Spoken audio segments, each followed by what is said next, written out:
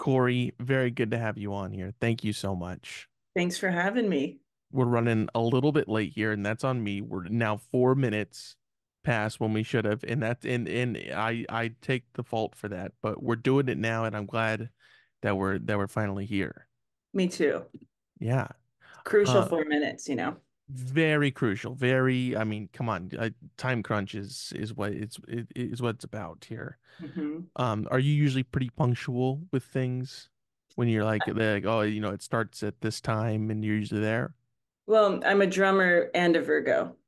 So, yes, super punctual. I like to like get places 4 minutes early and just like chill in my truck. Like I don't want to walk in the door early, but I like being on time. Right. 5 minutes is that's too much, but four, a nice clean four, that's pretty darn good. Yeah, and I get like absurdly stressed out if I'm 2 minutes late. Yeah. Yeah. Actually more like 10, not two. I'm not that uptight. 15 and it's just why even bother showing up? 15 is like, yeah, you've missed half of a set run through. You're like officially late to practice and everyone's mad. R- And rightfully so. Yeah, I feel like there's a 10-minute grace period where you can show up to 10 minutes late and anything after that and you're an awful person. Right. Kind of going back to the beginning with you, when did you realize that you wanted to start playing drums and getting to percussion? When I was 8, I was playing saxophone in school band and absolutely hated it. Like I have a really vivid memory of the cleaning tool getting stuck inside the saxophone during a blackout, which it felt like blackouts used to happen a lot, like power outages used to happen a lot more often. That yes, I'm I I'm kind of miss totally with that, you. but yeah, it was just I was like cleaning the saxophone by candlelight and like dealing with all the spit, and I was like, this sucks. And when I went to quit, which was a hard thing to do. You know, it's always hard to quit something. My band director was like, "Why don't you try playing drums?" Because I guess I had good rhythm. And I was like, "Yeah, that's cool." And And you got to deal with less spit, which is also nice. It's a yeah, plus. Yeah. yeah, maybe a little more sweat, but definitely less spit. Which is more manageable. Yeah, Right. yeah. And that was, I'm 31 now, so yeah, this is a long time ago. Were you ever interested in it before it was proposed that you should take it up? You know, I wish that I had like a better answer for this, but I think I just simply hadn't really thought about it. Like, I think to me, playing drums before it was proposed to me was something that like cool boys did. And my dad is a bluegrass musician, he's a professional banjo player. And when I pitched the idea to him, he was like, well, you're going to be sitting waiting in a lot of the like orchestra pieces, like drummers have to count 48 bars. And yeah, that was pretty boring, but it quickly became something that I was good at. I was playing snare drum when I was 8 and 9, and then started playing a drum set. And like the first time I sat down behind a drum set, it was like a full rock beat and a jazz beat, like dang, dang, dang. And then I was like, this rocks. I can do this. Let's go. Very nice. I do want to touch on the point of the coolest boys play banjo. I just want to put that on record. That's that's the coolest instrument is the Yeah. banjo. So yeah. Yeah. I'm learning clawhammer right now. It's so hard. Yeah, it's like walking backwards and spinning your head and it's very it's a bizarre right hand technique. Like you're really only playing with two fingers. Right. Right. I've seen it done, but I can't wrap my head around it. But you know what? I'm glad that people are doing it at the end of Yeah. the day. Yeah. Yeah, That it's cool. It's really chaotic. mhm. It's like messy, it's impossible to sound clean when you're Right. just like basically whipping the banjo head. So you grew up around music because your father being a musician. Yeah, yeah. Lots of bluegrass. Bluegrass guitar was kind of like the first thing that I learned to a functional level of like going to jams and festivals as a kid. And I remember another kid, like a 12-year-old boy, sat down across from me at the fire and played Stairway to Heaven. And I was like, whoa. And I think my dad got up and left because he was like, oh my God. Um, yeah, lots of music in the house, played piano from like 5 on, and music was always playing, like lots of Tom Petty, Bruce Springsteen, The Pretenders, Four Tops. I remember my mom had an Al Green greatest hits CD in the car, the one where he's like shirtless and going like this. I felt like you were gonna say that one. Yeah, yeah. Good album And cover. oh Iconic, my I'd say. gosh, I just would like hold it as a little girl and just be like, this is the hottest guy ever. Love Al. Love him. Shout out to Al. Yeah. Was there a particular song from that album that sticks out to you? I'm so in love with you. Just yeah, his cadence. Singing that as a kid, singing that now is like, just feels good. Again, shout out to Al, Yeah, Did you realize early on that music was gonna be a big part of your life moving forward? I did. Um, I recently found like my childhood diary, and there's like 2 pages that are just like collages of words that relate to music, like Fender, amplifier, and tons of like typos. Um, Even some like, like forte, piano, as in dynamics, but it was something that I always like dreamed about, and I would, draw pictures of alien devil characters and bands. Um, but then I also had like a huge opposition to it because of my dad, because don't want to be like your parents when you're growing up. And so I got like a undergrad in education, and by the time that I graduated with that degree, I was on tour like 7 months of the year. On tour educating people, right? That's what you meant. On tour, not educating people and not using my degree.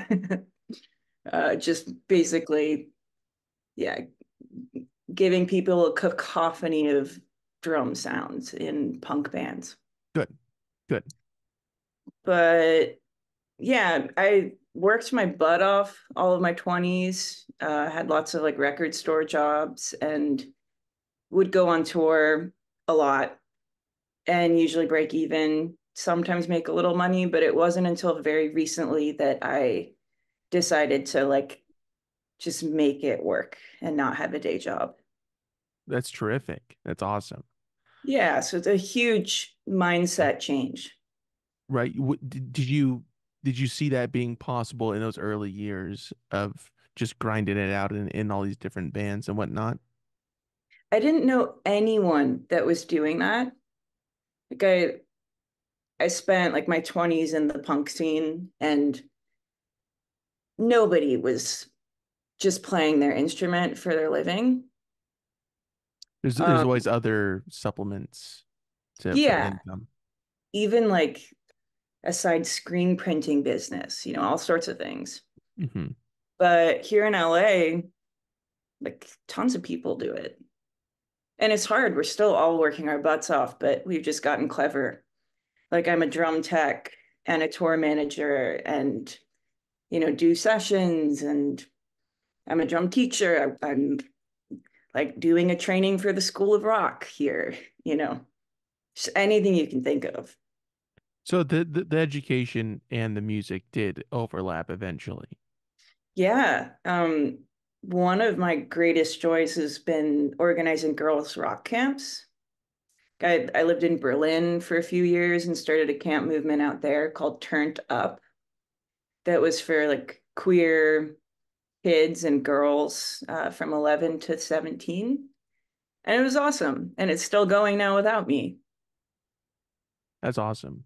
That that Yeah, is that is really cool that you've been able to really expand on these sorts of things. That's amazing. Corey, thank you. great answer. Great answer on that. Thanks. Um, going back to working at record stores, let me ask you, what makes a good record store in your eyes? Are there some kind of points that they have to hit in order to be a quote unquote good record store, and what are they? The used records need to be separated from the new. I like pretty much walk out if I go to a new arrivals bin and it's all lumped together. There needs to be a new arrivals bin. Um, yeah, I could care less about new records and reissues. That's excluding contemporary bands because that's a different thing. But um, I tend to listen to like guitar music. Like there's a woman, Marissa Anderson, that does kind of ambient guitar stuff. She's from Portland. Um, and that's the type of records that I've been buying lately. It's just like stuff that you can drink coffee to, and like look out the window and, look at the hummingbirds and squirrels in Los Angeles. Good coffee drinking music. That's important. Yeah. Yeah. Um, and I get really excited if there's a great selection of used jazz records. What are you hoping to find? What are some names you're hoping to see in that selection? I mean, all the obvious ones. I would be like, so stoked to find an original copy of the live Miles Davis record that he did right around Bitches Brew. Um, but yeah, I don't. I worked at actually Kyla from Color Green also worked at this record store in New York City that has like an insanely intimidating selection of jazz records. And that maybe more so than like looking for something that I know I'm looking for, I love like seeing a record with a cool cover on the wall and discovering something new. And that would happen all the time at Academy. Hmm. Are there some that are sticking out in your mind that had no idea what it was and then it became a favorite? Bobby Humphrey, Mm. Monk Montgomery. He did this record called Reality. Those were like two of my favorite records last year. And those were shelf pulls. Yeah, Okay. All right. Very yeah, nice. Okay, cool. I gotta check that out. I'm not familiar with the names, but that's what constitutes a shelf pull, though. yeah, Yeah, yeah. sure. Very nice. So, where were you when you started getting into playing with different kind of bands? I'm from the Bay Area, from the East Bay, like right next to Berkeley. I grew up in this town called Albany. Um, and I was in jazz band and marching band and orchestra and, everything pretty much. Like by the end of high school, I think 4 out of 7 of my classes were all music related. And I spent like my lunch break doing jazz combo. Um, and I was also playing in an indie band. We were called The Mattresses. Good name.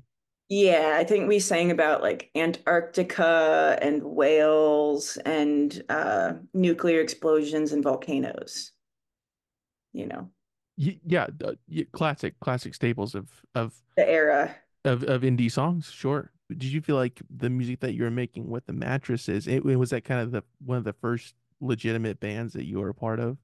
Yeah.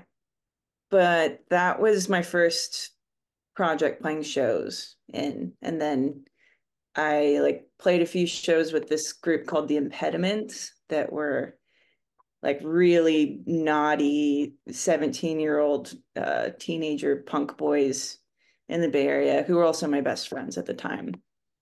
And that just kind of led paved the road, totally corrupted me. And then I played in like I played in a band called Vex, VEXX for that was my first real touring project. Um, and that was like really wild shows where the front singer would headbutt people in the crowd, and it's pretty intense. And then I Yeah. also played in this band called Gloss, Girls Living Outside Society shit, that was kind of a flash in the pan. We got like pretty huge for especially for that scale of band. Like we were playing theaters. Um, and we broke up very quickly. So Color Green is definitely my most stable band. And I love everyone in all of the bands that I just mentioned, but um, I never knew that being in a band didn't have to be painful until now.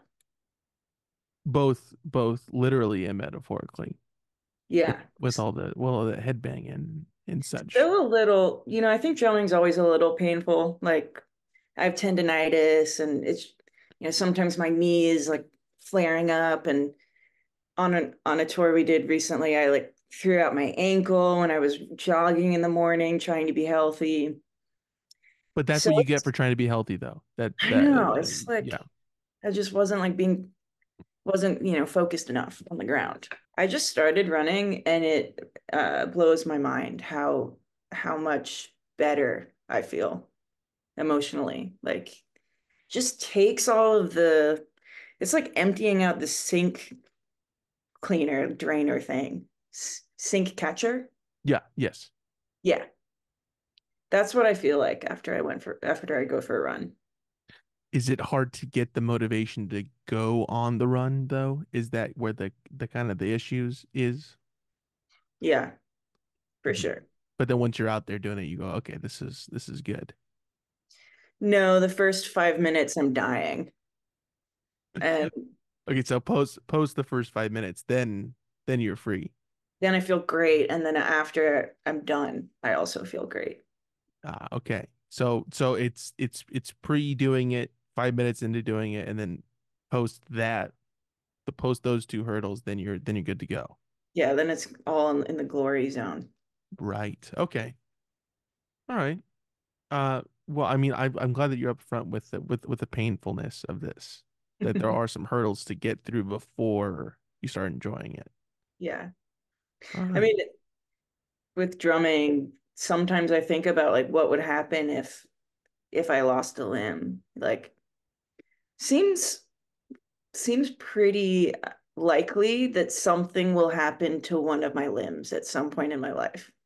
You There's and four of them. That's a yeah, lot of limbs. there's a lot to keep track of. That true. Yeah, just sheer numbers of it. Yeah. Yeah. What was that guy from Def Leppard? Was that the guy that lost his arm? Yeah. Okay. And It's and hard. It's yeah, hard to play with one arm. sure. Yeah. That'd be quite difficult, but he made it work. Yeah. I played one armed at a color green practice a few weeks ago, and it was all pretty okay until we got to Four Leaf Clover, which is one of our new singles. And the drum, there was just like no way that I could even come close to figuring it out, simplified. Yeah. Were you kind of toning down the usual parts of other songs leading up to Yeah. that? Yeah. I was playing things dumbed down and trying not to make a big deal out of it because it just felt better that way. And so Kyla and Corey didn't actually know that I was just playing with one hand. And then at some point, no, Corey was like, "Could you like play like more of a beat here?" And Noah was like, "Corey's playing with one hand right now." Um, Yeah, not the So same. so yes, obviously I can and I will. You got it. Right. That was your response to Corey. He was just like, "Ooh, you're doing great." Pull the pulling of the collar. And you don't see that very often. I like that one. Hmm. I also like doing this. This is something that Corey does. He goes, right. And he has a little beard or like facial hair. Hmm. So it makes sense. But when I do it, there's nothing to touch. Yeah, And but so, the smoothness is nice as well. Both ends of this is very well. But you guys are ponderers. That's what I've gathered so far. You guys like to ruminate on something before, making a decision. yeah. Or we're picklers. We get ourselves in pickles, situations that require, right. That. Yeah, you guys are, yeah, kind of just seeing how you're gonna maneuver out of it. Yeah, classic. I like to call it the CGS, color green style. Nice. Kind of just slipping and sliding. Yeah. Yeah. That's what I've gathered from talking to you three thus Yeah. far. Yeah. That's accurate. Thank you. I felt like it was a proper assessment. Going back to the East Bay, did you feel like when you started joining different groups outside of a scholastic sense that you were kind of moving in different directions musically that you weren't really certain of? I'll say certain Yeah. of. Yeah. That's a good way to put it. It was a long way to get there, but I'm glad that we finally landed that plane anyways. It was actually kind of the opposite. It like before I started playing punk, I was pretty uncomfortable um and unhappy. I mean, I don't know what teenager is happy, but I was like miserable when I was, 14 through 17 and like just loved playing jazz. And I'm forever grateful about that training because it's present every time I sit down behind the set. But discovering the punk community in the East Bay was pretty life-changing for me. And then I moved up to Olympia and realized that what I thought was the punk scene in East LA or the East Bay was just glam. And then I went up to Olympia and was like, oh, this is hardcore. This is like actually punk music. And then that was a whole new level of exciting. But before I knew it, I was just playing exclusively like punk and hardcore and really missed playing different types of music. Hmm. Were you submerged in the punk and hardcore kind of genre for a bit before kind of detaching from it in a way? Um, yeah, I was. I had like a pretty life rocking few years where I left Olympia, quit all of my touring bands, and took care of my mom before she passed away of cancer. And that experience obviously changed me, um, changed my relation to music too and touring. And yeah, I felt it took like a long time to recover from that because I felt like this whole community that I had built around me was kind of irrelevant. Like I was living two states away. It felt like all the work that I had done kind of evaporated. And now, 6, 7 years later, I know that that's not the case. Like every touring experience that we have, every crazy life experience, like losing someone you love, it's just always with you and makes you play the drums better. What was returning to music like after that hiatus, if you will? Really frustrating. Um, I couldn't find this was also when I like moved to Germany, which was a fucking stupid idea. If anyone out there listening is, dealing with a situation like that, don't move across the world, okay? Um, I gotta jot that down real quick. Go ahead. Yeah. yeah. Don't move to Germany. Okay. Right. Yeah. And I ended up playing guitar in a D-beat band, like in a hardcore band over there. And we actually did a lot of touring. I traveled a lot of Europe in that project, but I constantly was thinking to myself, what the fuck am I doing? Like I miss playing drums so much. And then the pandemic hit, and then after that, I kind of met some people that are in the LA music scene. I met Noah and learned that I could play music for a living or come like pretty close to that, you know? Right. Um, was the pandemic the catalyst to move back to the States from Germany? Was that like the pushing point for you? Thankfully, I was already out, but I like moved to New York 2 weeks before the pandemic hit. Good time And to come to town. Yeah. yeah, got hired at School of Rock, got like 4 jobs, and didn't even complete a month's worth of like uh, invoices and proof of income. So I couldn't get unemployment and had to move in with my dad in New Mexico. And I lived there for 9 months, and we sang bluegrass songs together like almost every night. And it was really nice. So, did you and Corey and Noah, did you guys ever cross paths while you were in New York for that brief stint? We've all kind of so Kyla and Corey have known each other for very long. Kyla and Noah, same, maybe a little less long, and Corey and Noah were coworkers, which I'm sure they told you. But I knew all of them separately. Like Noah bought a record from me in Olympia, Washington at the store I was working at when he was maybe 20. And he was just talking my ear off. And I think I thought he was a little annoying, but also sweet, and gave him a discount. He bought this Olympia band called Hysterics. He bought their 7 inch. And just a real quick side note, was that a cool, good record store? Or was that kind of a meh record store? Great. Okay. And I worked there on and off for like 8 years. So I love What that. is it still open now?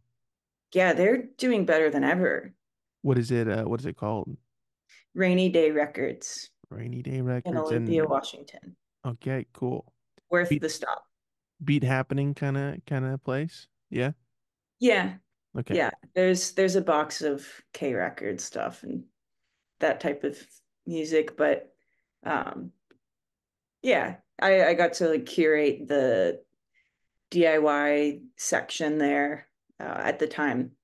And Noah was buying one of the records that was from that section. So yeah. So you had to talk yourself up being a great choice. Yeah. But yeah, That's very interesting that your guys' paths crossed in Washington. and Do that we remember it. Yeah, did you guys both remember it? Oh yeah, That was a yeah, crossing of the paths. That was the first time you guys had met? that was our first interaction. Wow. What was he doing over there? Do you recall that? He, I think he was on tour because he told me to go to a show on the west side of town, which was the hippie side of town, and I didn't go there. And I was like, yeah, sure. And did you end up going or no? No, Okay. You no. meant it. You meant it. You're like, no, I'm all right. Yeah, I'm like 3 years older than him. And at that time, when I was, 25 or whatever, that felt like a lot. So I was like, okay, baby boy, I'll come to your West Side hippie show. Yeah, right. And what were your previous paths with Kyla and Corey like? Do you recall the first interactions with them as well? Yeah, Kyla, she was this is actually also an Olympia crossover. She was dating one of my best friends, and I found her passport on the street. What? Yeah, and I knew who she was because of, So the internet. you had already known about her because she was dating one of your friends, and you randomly saw a passport on the street? Yeah, well, it was outside of the house that she was staying at, but it was like in the road. Did you know that she was staying at that house? Yeah. Okay, but but I mean, still though, did you go off of, did you immediately go to the picture and go, bingo, I know that person, or Yeah. did you have to go to okay, you didn't look at the name, you already knew, you go, that's, I know who Oh, that I knew. is. Yeah. And we were both in the same, national music scene. Like, I guess we had actually met before when I played a show at the house she was living in called 538 in Brooklyn. Um, During your time in or this was before you moved to New York for that brief stint? yeah, this was like 2013 in Vec. Ah, okay. So that was the initial crossing of paths. Yeah. But we knew about each other for sure. And then Corey, I got into the back of a car and I was going to play a show, and Corey was in the back of the car, of my bandmate's car. This band is called, I think they're still active, Savage Pleasure. It's a metal band. I don't like metal, just saying it, and I never have. And when they asked me to join the band, I was like, I don't know anything about this type of music. And they were like, that's better. That's cool. But I got in the That's back pretty of the car. metal. It's pretty metal. Yeah. Yeah. And Corey was sitting there, and I was like, "You're Corey? I'm Corey." And yeah, I must have And said something weird because he remembers me being mean to him that night.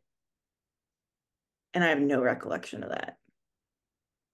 and that was in New York or Yeah. okay. He had actually filmed the color green music video for I think it's for So Far. It's like this video where Noah and Corey are in some greenery. But he was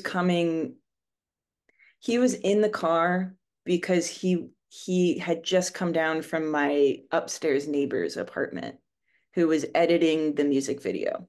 Oh wow. Yeah, It's very interesting that all these paths cross before I joining the know. band. Yeah. Yeah, totally. So going back to your stint in New York, you're there briefly from, and that was the initial move from back from Germany. Then you move out to New Mexico. Did Then you I went cross? back. Oh, you went back to New York. Yeah. Ah, okay. So you didn't cross paths with Corey and Noah out in Mexico. That wasn't No. And okay. that this is another really weird thing because Mike Kriebel, who recorded I think both records. I don't know. That's a Corey or Noah question, I guess. Shit. He, I should have asked them when they were on. Okay. Well, I could ask, Noah, yeah, yeah, but yeah, we let us live know. together. Um, but yeah, I was gonna say the background looks very, very familiar. Yeah. I actually went to a different room than where Noah Just in was sitting. general, the vibe. Yeah, I Yeah. know. Yeah. You got lots of knickknacks. Hmm. That What over there, that's my knickknack Hall of Fame. now do you call them knickknacks or tchotchkes or And now I call them tchotchkes after touring with Tchotchke. shout out to tchotchke Shout out and to Tchotchke. Emily to Rain, and if you haven't listened to that episode, please go back. And let me take this time to say this. Please go back and listen to the Corey Madden episode and the Noah Cole episode because those are the previous members of Color Green that have been on. So after this one, of course, because they need to finish this one, right, Corey? Right. And then go go back and listen to those ones. Yeah. But shout out to Josh Key as well. Yeah. Great band. I know. So cool. Anyways, sorry to sidetrack you there real quick. Anyways, back in We, New Mexico, oh yeah. Mike Kriebel, the engineer, he and both records or just one record? I think for sure the second record, and I think the EP. But I can't remember if Johnny Cosmo or Mike Kriebel engineered the first LP. Shout out to Johnny Cosmo. Please go listen to that episode as Oh, well. big time. Fantastic guy. Anyways, So right, Mike. Mike invited me up to play drums. And And this was in New Mexico or this was in New York? yeah, this was in New Mexico. I was living like 3 hours south of Taos, and they all had like a totally different type of pandemic experience. They were all living in this like commune, essentially. It was like culty vibes. And there were a lot of them there. And I was living with my dad and his wife. And those were the only people that I had talked to for like 6 months. Way less culty. It's still a little culty with all the bluegrass singing. Just like a tiny bit though. Like a tiny bit of cult is fine. Yeah, it's Yeah. usually good. Yeah. Yeah. But I was invited up and I like really almost did it. And then I chickened out. And if I had gone up, things would probably be really different today. How do you think it would have played out? Well, Noah was living with his partner. We probably would have been friend zoned. I just don't know if I don't know if I would even be living in LA. Oh wow. That would have been it was a whole different course for Yeah, you. Wow. maybe I would have, but I feel like it would have been just a totally different experience.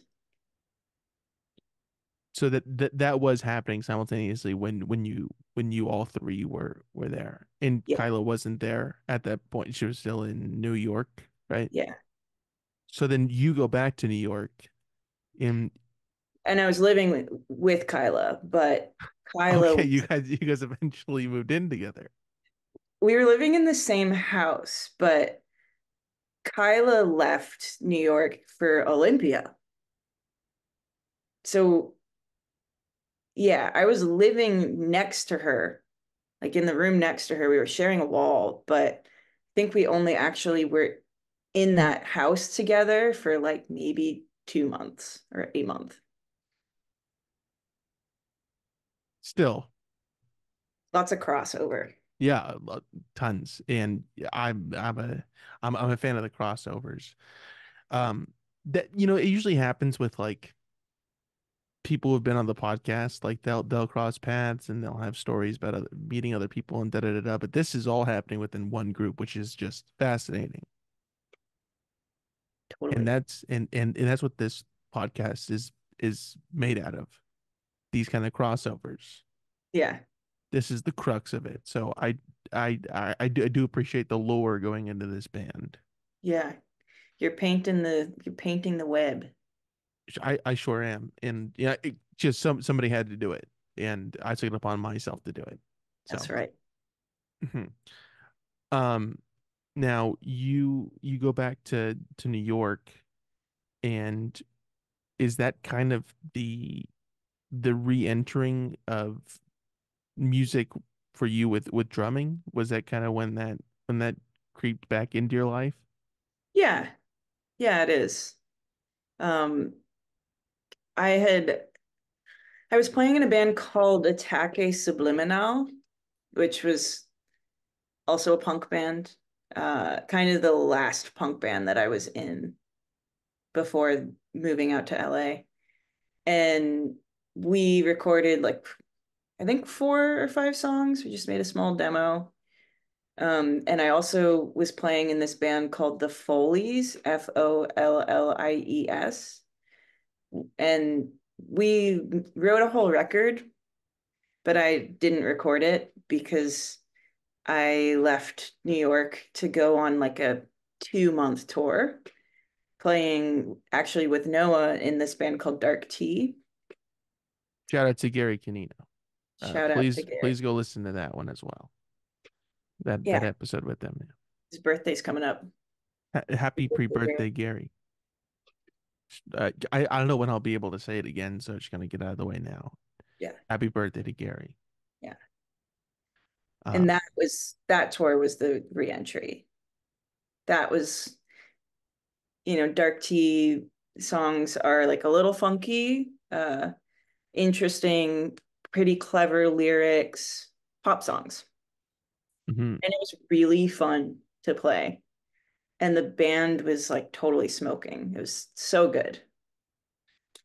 And at the end of that tour, I was like, okay, I'm moving to LA. Screw everything else. Like, let's do it.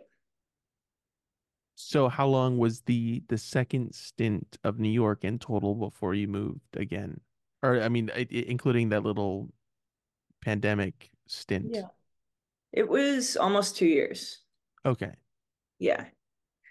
I hopped around like Berlin 2 years, New York 2 years, and then like 9 months of New Mexico in the middle of that. And then I moved to LA in 2022, Hmm. 2023. And was that the first time you were living in LA? Pretty much, yeah. I'd I'd been spending a lot of time here before I actually moved, but yeah, this is the first time that I've called LA my home. Did you immediately feel like, okay, I'm glad I did this, or did it take some time to kind of warm up to the idea? The first day that I was here, like actually as I was driving with my car full of stuff, I got a call from our friend Nick Radigan to mix drums, or not mix, tune drums in East West, the like really prolific studio. Um, and yeah, it felt incredible. It was like, this is the place that I should be. And I don't know if I still feel that way. Like everything's really expensive. Food, alcohol, insanely expensive. But I do love that I get to go to shows like 5 times a week and see incredible artists and bands. Yeah. Were you familiar with some more LA bands before moving out to California? Um, no, not really. Like the stuff that I knew about was a lot of like East LA punk bands, Hmm. and I don't go to any of those shows anymore. Now I'm like totally uh always forever impressed with our friends' music. Like there's this band called Grave Flowers Bongo Band, which Corey plays in, and actually I do too, as of like 6 months. And I feel like I'm a recent enough member that I can brag on it still. It sounds like lost love songs, like love the band. I just haven't heard anyone making music like that. And like Emmett Kelly is one of our friends, and his solo set is so beautiful, makes you cry. His voice is so cool and Sharpie smile. Dylan Hadley has a really wild way of playing drums. And And Berliner as well. yeah, With his guitar playing is great too. totally. Yeah. Did you feel like with your recent, transition into more genres outside of punk that you're more open to experiencing these bands that were in LA at the time? I think that before it was not really so much a closed-mindedness as just like that I was in the punk world and Hmm. in that's just what I knew in New York. And like, sure, I could go to the Blue Note and see if anything was playing, but that's just not what I was doing. Hmm. Um, yeah, it the difference is that I there's just like people are just always going to music shows here, and everyone knows about everything that's happening, whether it be like Kraftwerk playing or Sheryl Crow. Like, yeah, everyone is always looking at calendars. And yeah, there's just like a really strong curiosity about seeing live music here. And that is something that I didn't feel in any other community that I've been involved in, Do you like that was kind of what you were looking for though in hindsight? for sure. Okay. And also, like, I was tired of playing the same three drum beats, you know? Like, I want to be, right now I'm in Color Green and like recording a record with King Tuff, Gray Flowers bongo band, and also like playing in a country band. So just kind of doing everything. And I have like a jazz improv group going, though most of the improv is just about us trying to schedule a practice. Like, There's an art to everything. yeah, yeah, It, it's kind of a more immersive art that it's going on behind the scenes as well, which is a fantastic piece, I would say. yeah. Yeah. It all exists in the mind. You think about practice, you put it in your calendar, mentally you're practicing, and then always something comes up. And Pre-practice practice. yeah, Cole is actually hypothetically in that band. Fantastic. Yeah, He's a great musician. Yeah, I mean, there's just so many great artists and bands and acts that are not only in Los Angeles but just around, and it's very cool to see. great. I feel Yeah. like we hold each other, you know, it's like healthy competition. Um, and not even competition, more inspiration. Like there's a lot of different talented players and we've all kind of got our own thing going, but it's just nice to be playing all the time. Mhm. I could see why that would be appealing. Yeah. I could see where you're coming from on that. Um, yeah, I feel like I read something about you being a part of King Tuff or playing with King Tuff. Was that kind of the first thing that you got into out here when you first moved to California? I think that was after Color Green, uh, Okay. after I jammed my way in, but Kyle is King Tough. We got coffee in the fall and he had a new record coming out. I think it came out in like November, December, and he was getting a band together to do a full US tour, and that Tchotchke was opening for us. So that's how I met Emily. Shout out to Um, Emily. Shout out to Emily. But that is an awesome project to be involved in, and it's kind of on and off. Like when after the 2 month tour that we did, we only played, I think, two shows after that. One of them was with Angel Olsen, and the other was a fest in Port Townsend, which is the best place ever. Where is Port Townsend? It's in Washington. Uh, It's right on the ocean. is it on the hippie side though? Is it like with all the It's hippie very people? Twin Peaks. Ah, okay. That's rad. All right. Very Yeah. nice.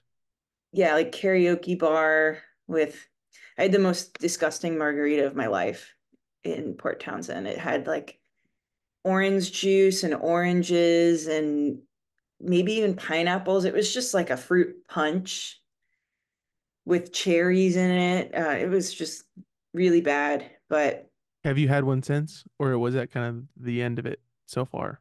I wish I could say no, that I stopped.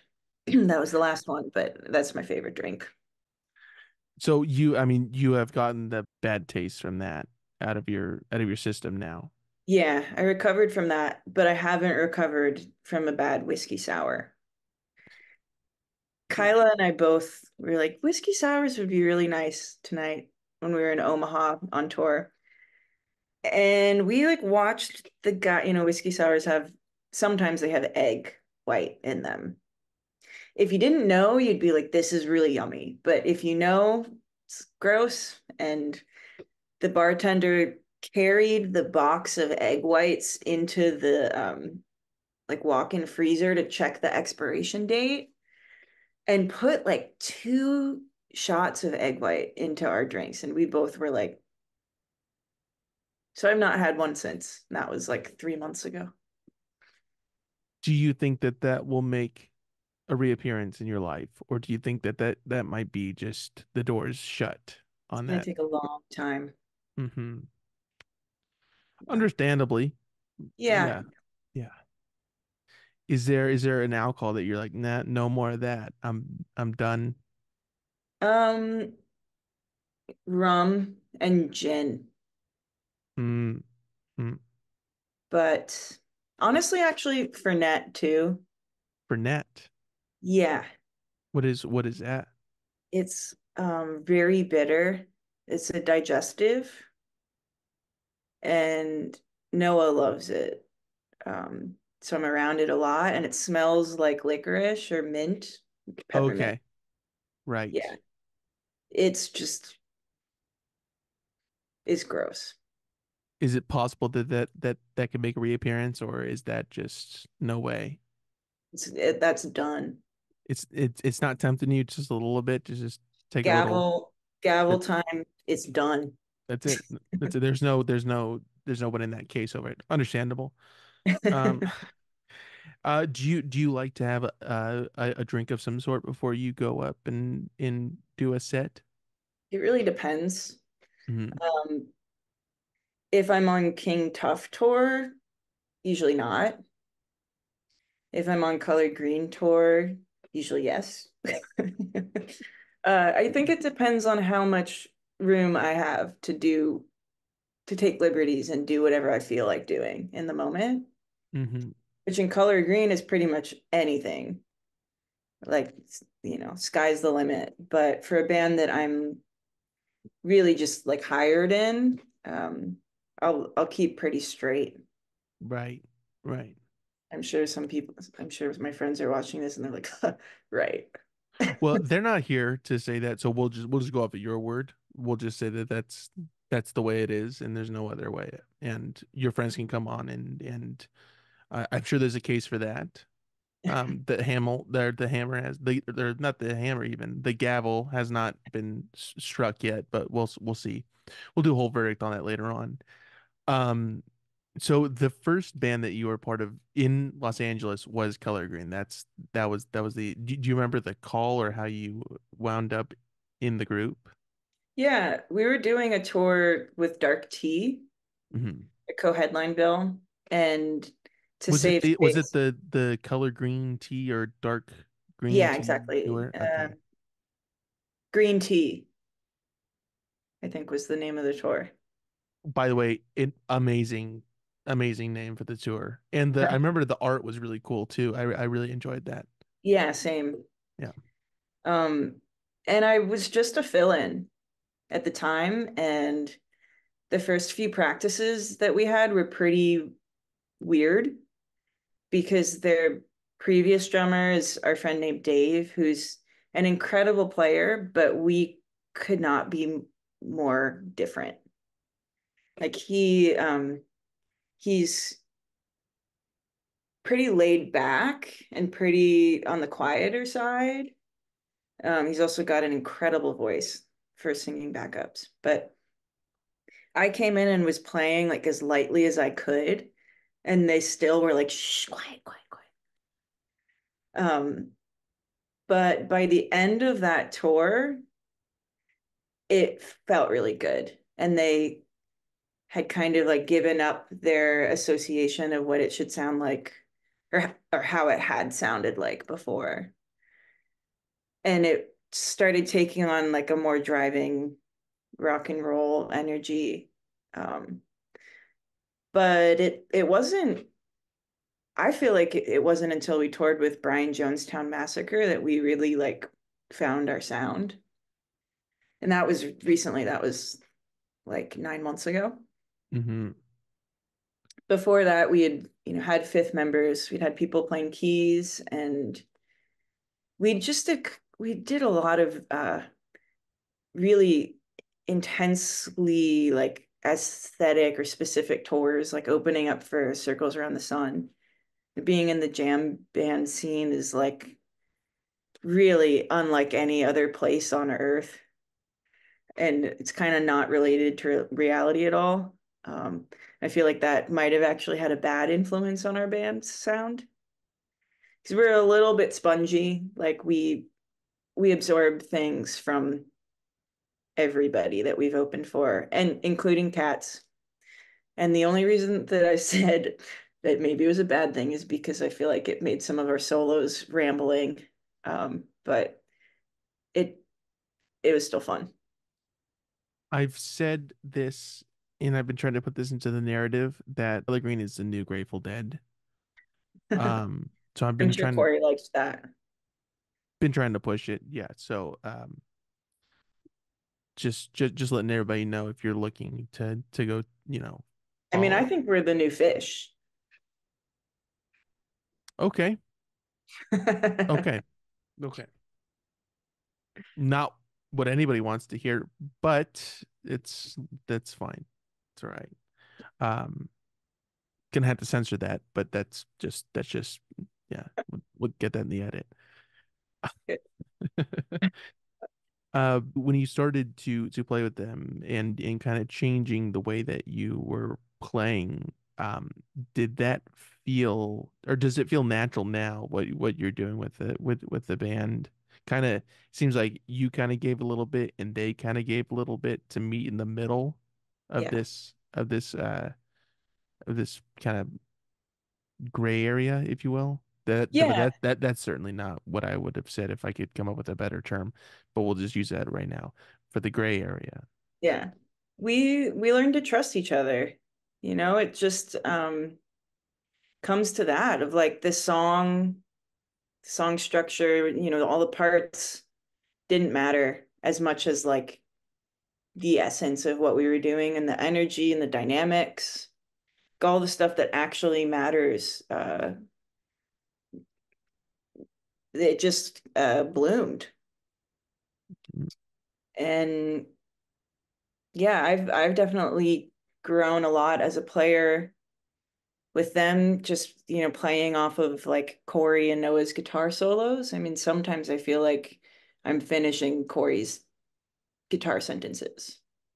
We'll just like sync up so perfectly. And I know that Corey and Noah have that dynamic too.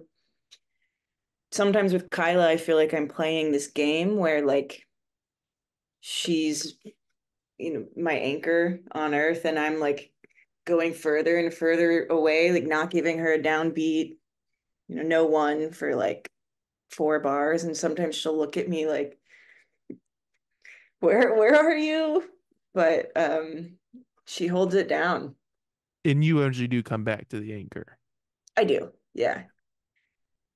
Yeah. But I like to push I like to push everyone's limit there, and like when we were touring with His Golden Messenger, their drummer Nick has a cowbell on the set. And during one of I think we were playing Ain't It Sad? Whatever, not important. But I It is just, important. That's a good good song from the discography. yeah, it's a good song. Yeah. I did like a 30-second note roll on the cowbell for two measures, and everyone just couldn't stop laughing. Um, But you so understand that that's out of left field though. yeah, Yeah. I like to stay in left field. Like that's freshness is really important to all of us. For Night, the song, Night, we're constantly rewriting the jam section. with my time in the band, it's had probably like 10 versions, and I know that there are many more. Um, Sometimes we'll redo a groove of a song. Like we tried to do a Tom Petty version of a song that's coming out on our new record that's like a Beach Boys song. And sometimes we'll try things double speed. Uh, so yeah, staying engaged energetically is very important to us all. Right, right. There's a push there. And I think that that's like the secret to color green. Mm, very nice. Did you feel like you were already putting your own kind of spin on these songs when you joined the band? Like kind of making them your own just like a little bit at first?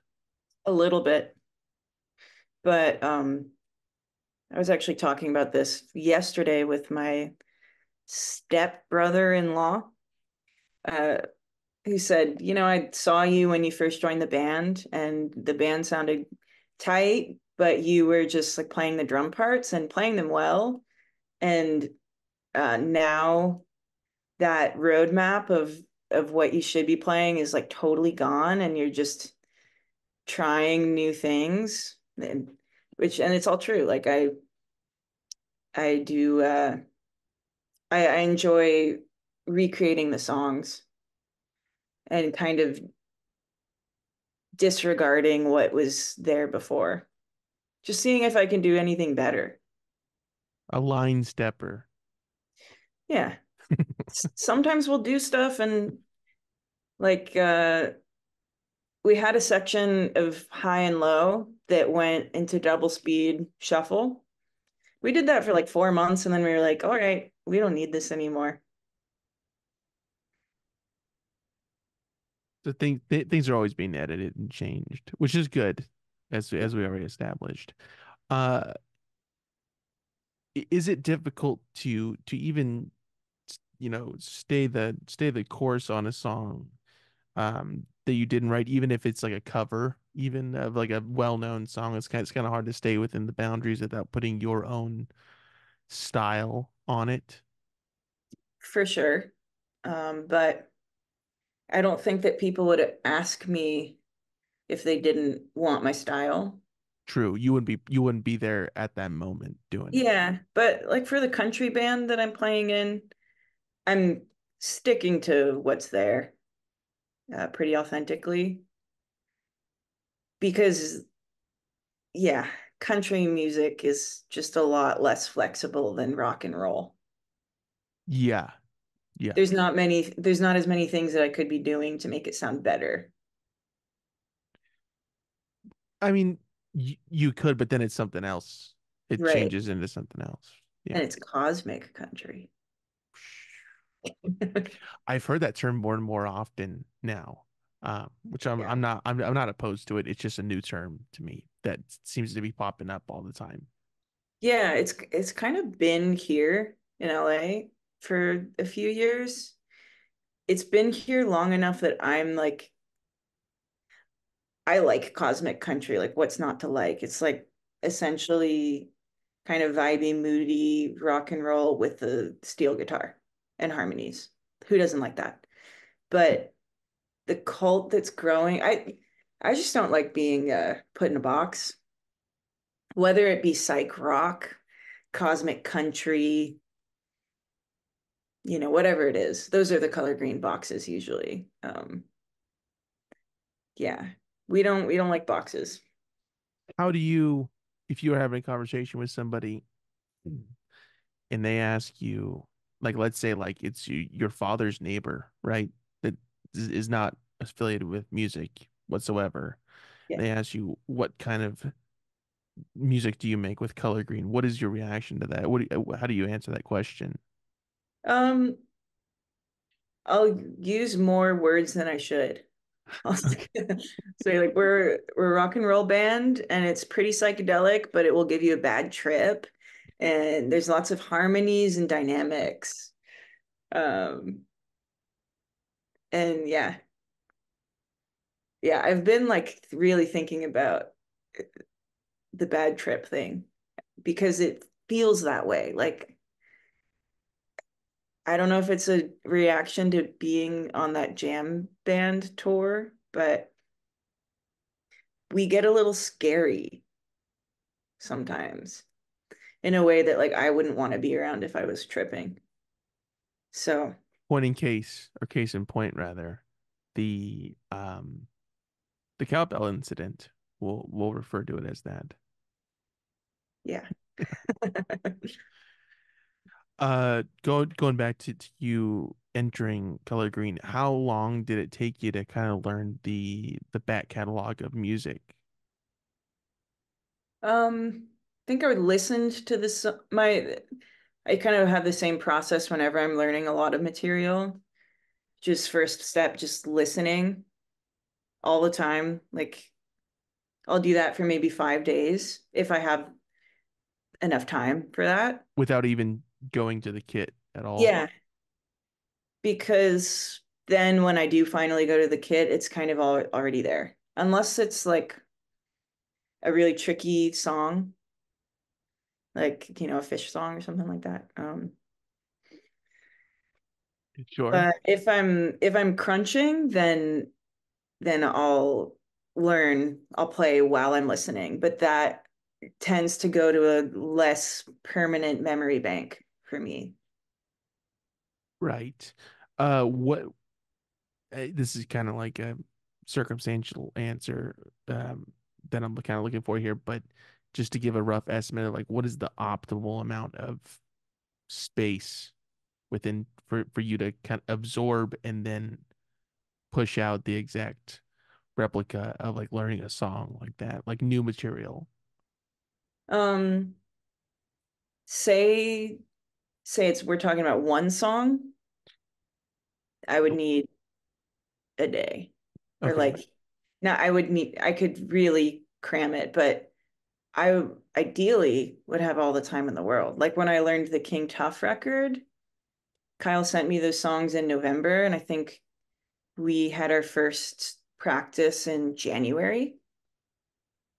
Like we really took our sweet time with that. And that is just the best because then by the time that you're playing these songs live, I can focus on doing harmonies and I'm not in my head thinking about 8 bars, okay, we're on the second chorus. That means there's a break coming up, all that stuff.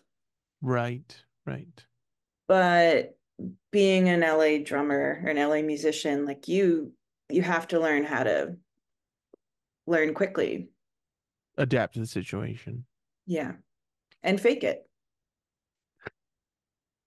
Maybe the most important lesson outside of music, even this is a thing that could be um absorbed and pushed out into many different aspects Yeah.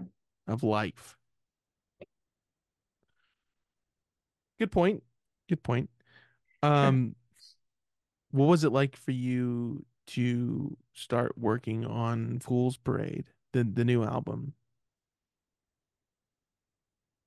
It was exciting.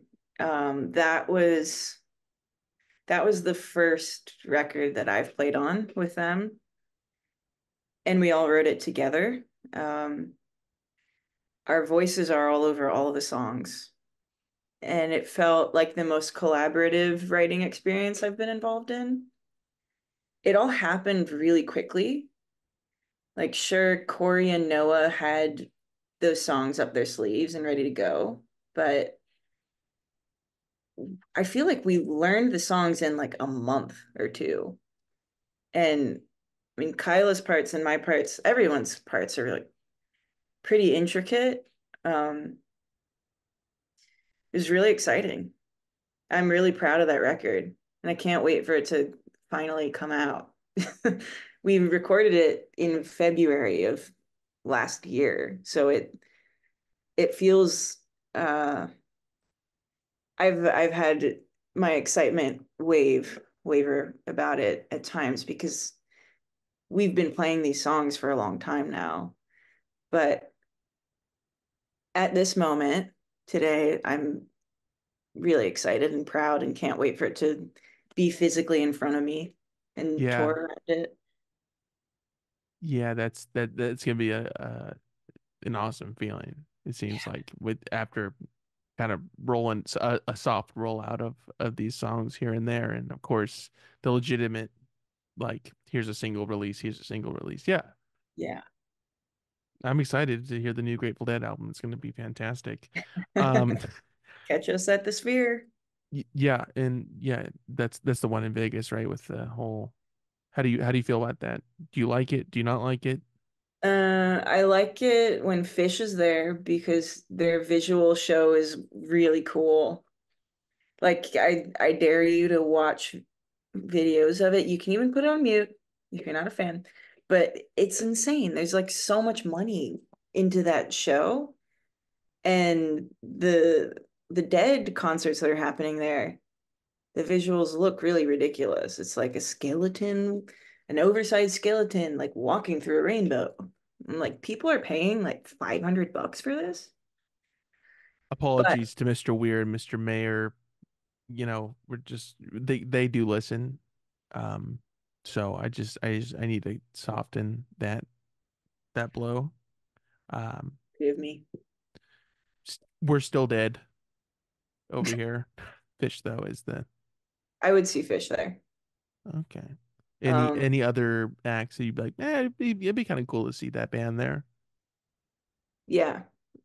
We talk about this more often than you'd think. Like I had this conversation like 2 days ago. Well, And I'm glad that it's now a public thing. yeah. Um, Primal Scream, Hmm. dual bill Primal Scream with Oasis. That would be really fun. Um, Eno, I probably would have said Kraftwerk before I saw them a few days ago, but the visuals for Kraftwerk were really silly and like primitive animation that wouldn't do well there. I will say though, this the Sphere, it never turns off. So when you're in Vegas, it's you're just blinded in your hotel room by this glowing orb, and I can't even imagine how much energy it's consuming. Right. I feel like that's kind of the vibe of Vegas in general, though. It's like there's just some lights that don't turn off. And I understand this is on a greater scale. I Yeah, I see what you're saying, but also it's like, man, like with those whatever the circus, if that's still there, I don't know if it is or not. I don't know. We'll just use that as an example. For instance, circus, like if it was still around, it probably wouldn't turn off. Like that's kind of my idea of Vegas. Yeah, So what you're asking for or what you're requesting through the state of Nevada is the uh their bills, like the light bills of the sphere. that's exactly what I'm requesting. Okay, this And is those the are going to be the lyrics to the next Color Green record. mhm. Yeah, I like it. And I will submit the form. I got guys over there, so good. uh we're really it's in Henderson, but they know guys that are in Vegas, so we'll get that all squared away. But getting back to this album that is coming out, what was working so collaboratively with everyone in the group for this Fool's Parade album? Like, had you gone through that process that was so everybody's working on it simultaneously like that before? Um, it was pretty different than any collaborative experience I'd had before. And when we were practicing for the recording session, we were playing the album, all the way through. So I kicked the bucket, the last song, which I guess nobody's heard yet. Um, that is kind of two songs that we were transitioning into each other, and it became one. We were just so tight when we went in, and it helped that simultaneously I was getting ready for King Tough tour, so I was playing like 5 or 6 hours a day just practicing before the record was recorded.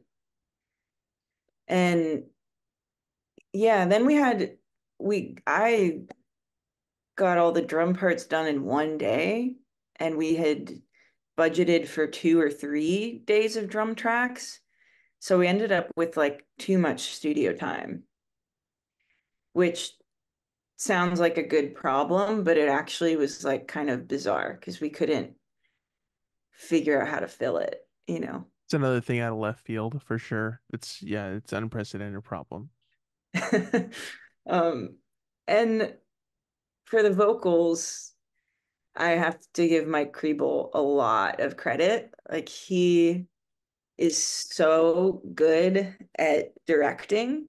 He just has an incredible talent of directing vocalists and being like that last note, like you're a tiny bit flat or sharp.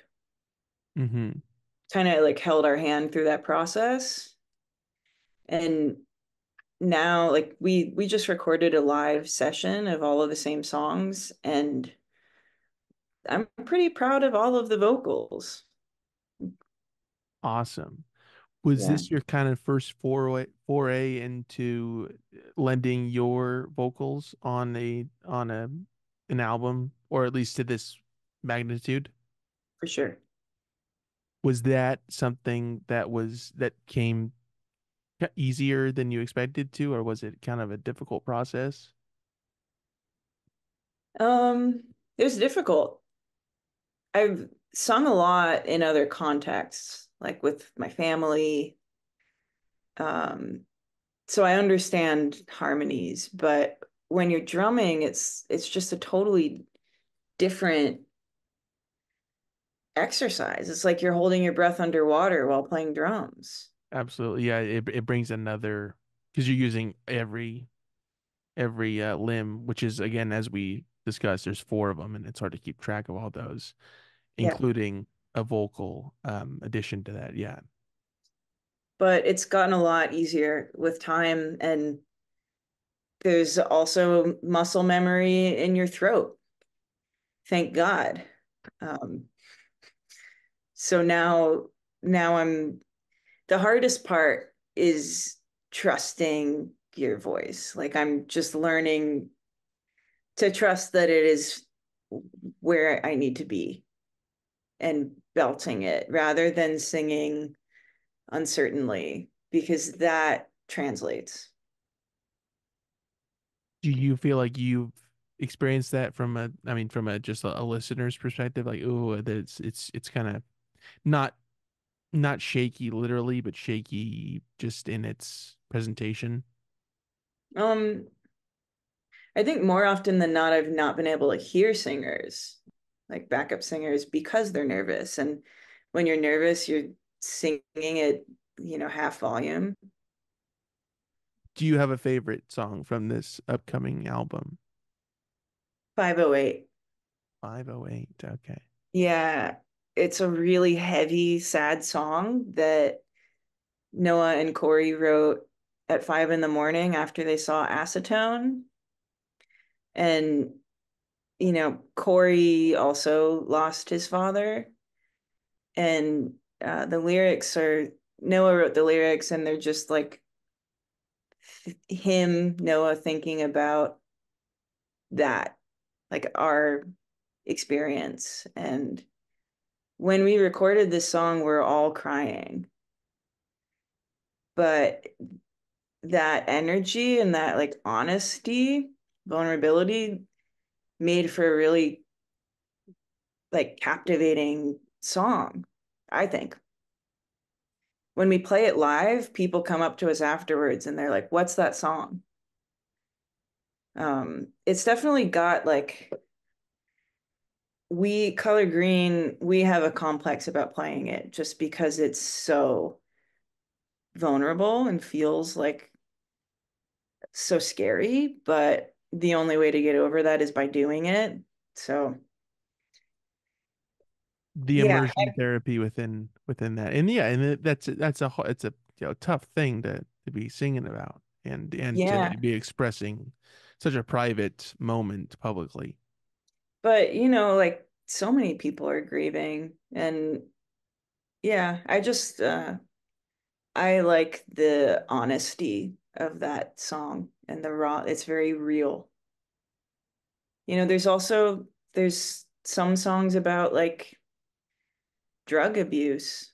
Not on our part, but us, we've all lost friends who have OD'd, and like it's painful to watch friends continue to do stupid stuff. And so we have a song called Ball and Key that's about that. Um, yeah, I to me, genuineness is very important, and authenticity. And uh, I think we found topics that feel really true to ourselves to be singing about.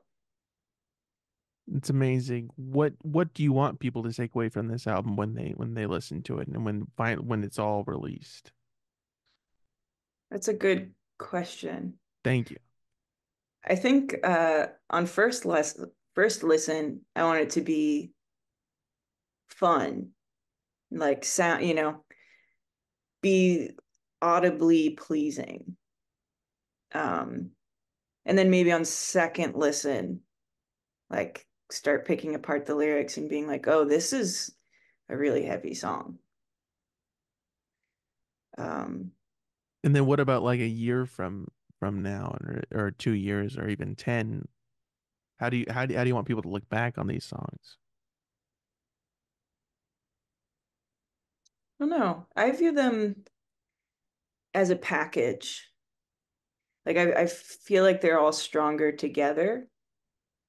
So I hope that it's the type of record that people listen to from start to finish. Um, yeah, driving music.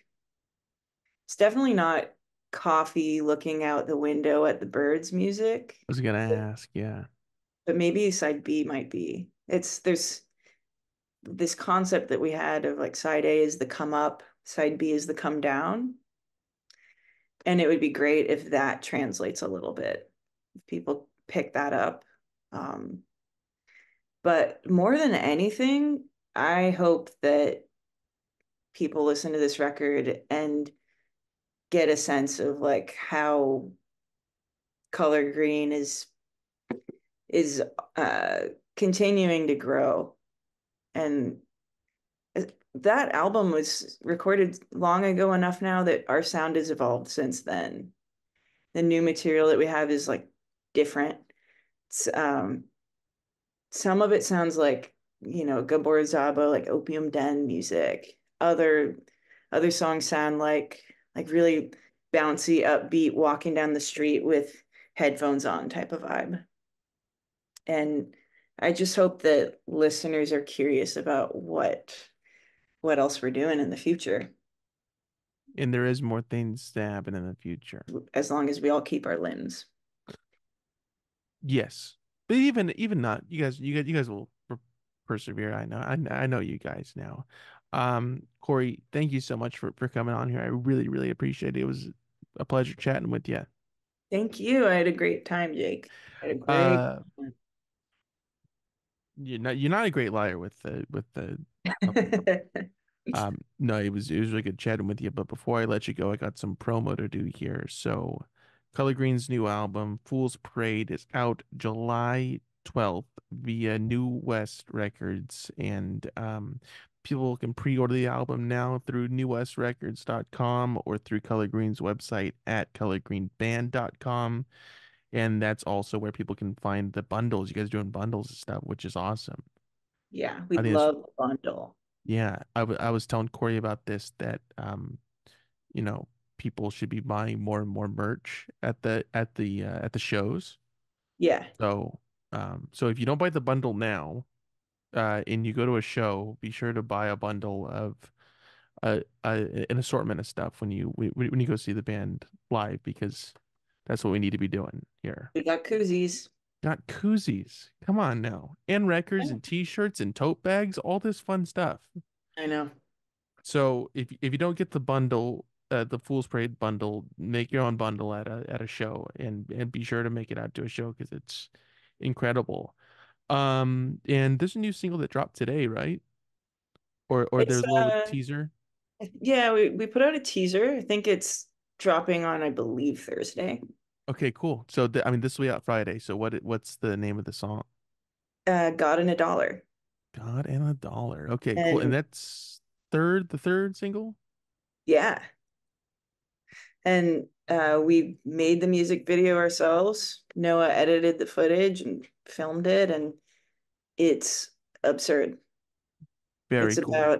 It's about what happens when you prioritize the wrong things and try to get filthy rich and lose it all. So that happy, upbeat, nice way to start your weekend song will be out now, and that'll be linked below, whatever you're listening to this on. And so there's Four Leaf Clover, which was the first single. What was the second one? The name's escaping me right now. Fool's Parade. Fool's Parade, Yeah, self-titled, and yeah. now there's this one. God in a Dollar. God and a Dollar is there another one that's coming up before the whole album's out? The last one is our feature track coming out on July 12th, and that's Okay. called Ball and Key. And one more time with the new one that's out now as we're recording this in the past.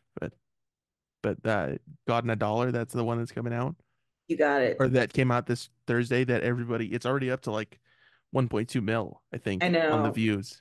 I know. Insane. Front And cover of the Rolling Stones. right, We right. did we got really lucky there.